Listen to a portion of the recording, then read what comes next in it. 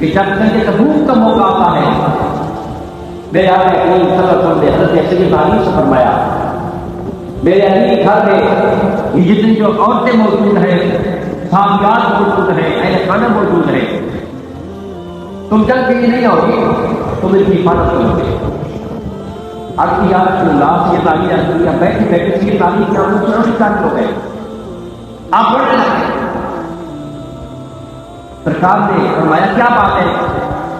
علی کیوں روتے ہو؟ یا رسول اللہ میں جنگ کا غنی ہوں، تلوار میرا زیور ہے، اور کافروں کے ساتھ جنگ کرنا میں بڑا پسند کرتا ہوں، جو مقابلے میں لڑوں اور جو ہے ان کو تہش تہش کر مقابلہ کروں، یہ میرا خون مشکل ہے۔ یا رسول اللہ میں جنگ کا غنی ہوں، اللہ تعالیٰ نے مجھے بہادری کا فرمایا، سب اللہ تعالیٰ نے امام من مغارب، اللہ تعالیٰ نے مجھے اپنا شیر بنا کر بھیجا ہے، لیکن مجھے جنگ کا موقع نہیں مل رہا، یہ میری پریشانی کا باعث ہے۔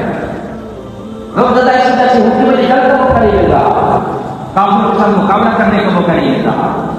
اللہ کے محبوب نے نشان فرمایا، اے علی غمزدگی کی بات نہیں ہے، پریشانی کی بات نہیں ہے، انت منی بمنزلت ہارون، انت منی بمنزلت ہارون، تو میرے جو ہے نزدیک حضرت ہارون علیہ السلام جس طریقے سے موسیٰ علیہ السلام کے لیے تھے، ان کے پیروکار بھی تھے، ان کے مددگار بھی تھے، ان کے بھائی بھی تھے، ان کے سب کچھ تھے، اسی طریقے سے اس طرح جو ہے میرے نزدیک مقام ہے۔ لیکن ایک بات ہے کہ وہ زمانے کا نبی تھا، خاتم النبیین لا نبی بعدی، میں زمانے کا نبی ہوں، میرے پاس نبی نہیں رہے گا، وہ نبی تھے لیکن تم نبی نہیں ہے، صرف اتنا بڑا فرق ہے کہ اللہ خاتم النبیین لا نبی بعدی، یہ مقام عطا فرمایا سیدنا علی رضی اللہ عنہ۔ اللہ کے محبوب کی ارشاد فرماتے ہیں، یہ بیعۃ منی، سیدنا علی کے متعلق ارشاد فرمایا، یہ بیعۃ منی، یہ میرے جسم کا ٹکڑا ہے، سیدنا علی کے متعلق ارشاد فرمایا، وہی قلبی، یہ میرا دل ہے، حضرت علی کے متعلق فرمایا، وہی قلبی، میرا خون ہے، ومن اذاها فقد اذانی، جس نے حضرت علی کو تکلیف دی اس نے مجھے تکلیف دی، ومن اذانی فقد اذى الله، اور جس نے حضرت علی جس نے مجھے تکلیف دی اس نے اللہ تعالیٰ کی ذات پاک کے اندر اللہ اکبر۔ اللہ کے محبوب نے فرمایا یہ بیٹا تم ہے، یہ جو علی ہے نا یہ جسم کا ٹکڑا ہے، یہ نہیں فرمایا کہ جسم کا ٹکڑا ہے، یہ نہیں فرمایا دل کا ٹکڑا ہے، یہ نہیں فرمایا دل کا ٹکڑا ہے، بلکہ سارے جسم کا ٹکڑا ہے۔ اور جو حضرت علی کے یہ قلبی، اللہ کے محبوب یہ میرا دل ہے، مولا کائنات سے میرا دل ہے، ومن اذاها فقد اذانی، جس نے اس کو تکلیف دی اس نے مجھے تکلیف دی، ومن اذانی، اور جس نے مجھے تکلیف دی فقد اذى اللہ، اس نے اللہ تعالیٰ کی ذات پاک۔ پھر آپ خود اللہ کریں کہ جو اللہ تعالیٰ کی ذات پاک کو تکلیف دیتا ہے، اس کے محبوب کو تکلیف دیتا ہے، پھر اس کا ایمان کیسے رہ جاتا ہے، وہ مسلمان کیسے رہ سکتا ہے؟ وہ بندہ اس کے دل کے اندر میں ایمان والی بات ہی نہیں رہ سکتی، جو خدا رسول کو تکلیف دیتا ہے۔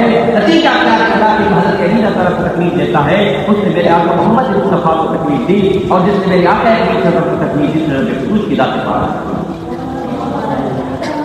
اللہ تبارک تعالیٰ نے اپنے حبیب کے غلاموں کو اس سے محبت رکھنے کی توفیق عطا فرمائے۔ سیدنا علی رضی اللہ تعالیٰ عنہ آپ وضو فرما رہے تھے، آپ نے غلام آپ کا خادم آپ کو وضو کرا رہا تھا، وضو کرتے کرتے اس نے کہا وہ میں آپ کی بارگاہ میں سوال پیش کرتا ہوں، ذرا یہ تو فرمائیں کہ قیامت والے دن سب سے پہلے کس کا حساب ہوگا؟ قیامت والے دن سب سے پہلے کس کا حساب ہوگا؟ سمجھ آ رہی ہے نا؟ سیدنا علی رضی اللہ عنہ سوال سے مسکرا پڑے، اس نے کہ حضور میں آپ کی بارگاہ میں سوال پیش کرتا ہوں، آپ مسکراتے یہ کیا بات ہے؟ آپ نے بتایا کہ یہی سوال جب اللہ کے محبوب وضو فرما رہے تھے، میں وضو کروا رہا تھا، میں نے یہی سوال اللہ کے محبوب کی بارگاہ میں پیش کیا۔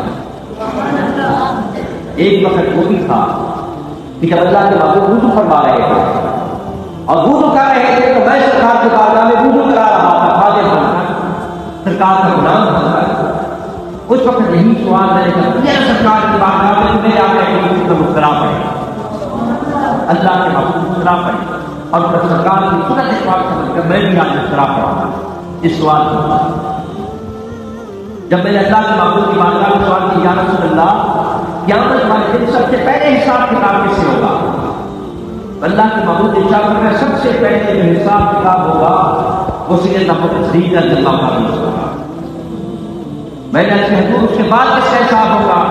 فرمایا اس کے بعد حضرت عمر فاروق رضی اللہ عنہ کا حساب کتاب ہوگا۔ میں نے حضور پھر اس کے بعد سوال جواب کس سے ہوگا، کس سے حساب ہوگا؟